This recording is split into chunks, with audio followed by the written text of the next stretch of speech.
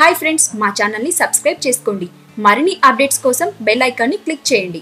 Hi friends, welcome to my channel. Get ready.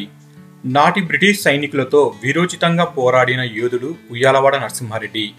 ఆయన జీవిత చరిత్ర నేపథ్యంలో మెగాస్టార్ చిరంజీవి 151వ చిత్రంగా సైరా నరసింహారెడ్డి మూవీ తెరకెక్కుతున్న విషయం తెలిసిందే.